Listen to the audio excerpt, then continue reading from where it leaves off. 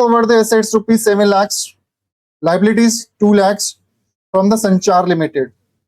ठीक है, पढ़ के बताओ वेंडर कौन है इसके अंदर, संचार या संदेश? संचार। For a purchase consideration of rupees कितना, यानी वेंडर को कितने पैसे देने, क्वेश्चन में लिखा हुआ है 4,59,500। आगे लिखा हुआ rupees 8,500 were paid by accepting a draft in favour of the संचार लिमिटेड। संचार लिमिटेड को हम पेमेंट कर रहे हैं 8,500 रुपीज की बैंक के जरिए। ड्राफ्ट एक तरीके का बैंक का पोर्शन होता है।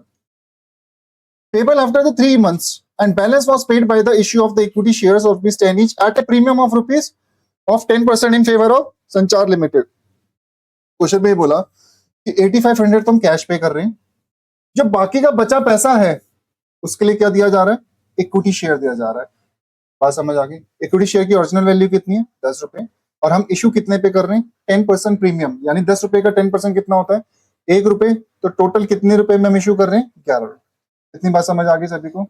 देखो ओरिजिनल वैल्यू क्या है, 10 रुपए है, और 10 रुपए के ऊपर 10% निकालोगे तो टोटल कितना आ जाएगा, 11 रुपए। तो आपका इशू प्राइस कितना निकल के आ गया, 11 रुपए।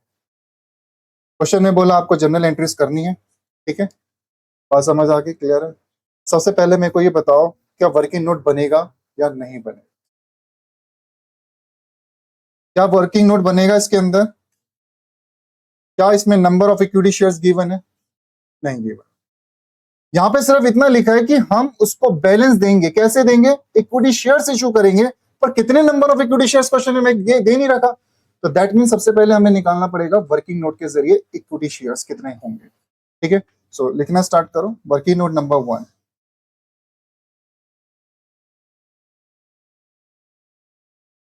Number of equity shares, number of equity shares. बताओ जी, परचेज कंसिडरेशन कितना है, कितना पैसा देना है, 4,59,500 पैसे देने, ये लिखा हो। इसमें से हम कितना पैसा कैश के या बैंक के जरिए दे रहे हैं, 8,500। जो बाकी का बचा उसके लिए हम क्या कर रहे हैं, शेयर्स इशू कर रहे हैं। और शेयर इशू करते वक्त हमने कितने का ऑफर किया है, 10 रुपए या 11 रुपए, 11 रुपए। ठीक है, बात समझ आ गई, क्लियर है? 10 रुपए की ओरिजिनल वैल्यू तो 10% का प्रीमियम, यानी दैट मीन्स 11 रुपए का यहाँ पर। क्लियर? फटाफट इसको कैलकुलेट करो, बताओ कितने नंबर ऑफ इक्विटी शेयर्स आ रहे हैं।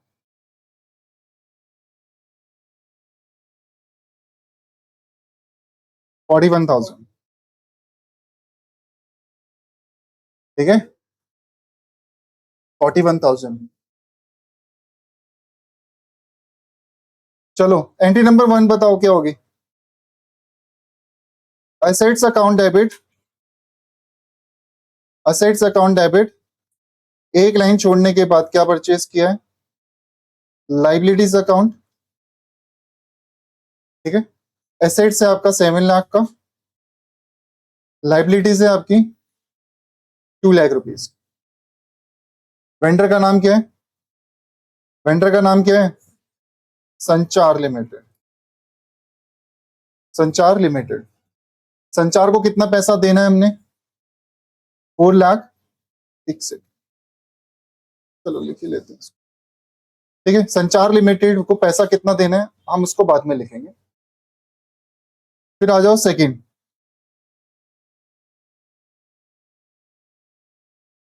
संचार लिमिटेड डेबिट। संचार लिमिटेड को एक तो हमने बैंक के थ्रू पेमेंट करी, कितने पैसे दिए बैंक के थ्रू, 8,500। इसको और क्या देना है हमने, इक्विटी शेयर कैपिटल देना है, इक्विटी शेयर कैपिटल देना है। और ये इक्विटी शेयर कैपिटल देना कैसे है, प्रीमियम पे, पार पे? तो साथ में क्या आ जाएगा, सिक्योरिटीज मेम अकाउंट।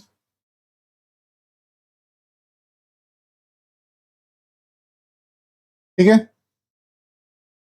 कितने नंबर ऑफ शेयर्स के लिए हमने ऑफर किया, 41,000। ओरिजिनल वैल्यू कितनी है, 10 रुपए। और प्रीमियम कितने का है, 1 रुपए का, मल्टीप्लाई करेंगे 41,000 एंड 4,10,000। ठीक है, ये नंबर ऑफ शेयर्स है जिसको हमने मल्टीप्लाई किया एक बार प्रीमियम से और एक बार मल्टीप्लाई किया हमने किससे, ओरिजिनल वैल्यू से।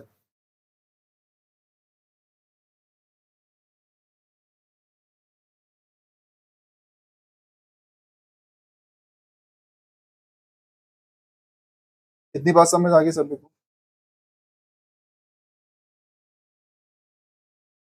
अब हम इनका टोटल करेंगे तो ऑब्वियसली क्या आने वाला है, 4,59,500। ये क्यों आएगा, क्योंकि हमने संचार को कितने देने का वादा किया था, और जैसे ही मैंने संचार इधर लिखा तो ऊपर भी आ जाएगा 4,59,500।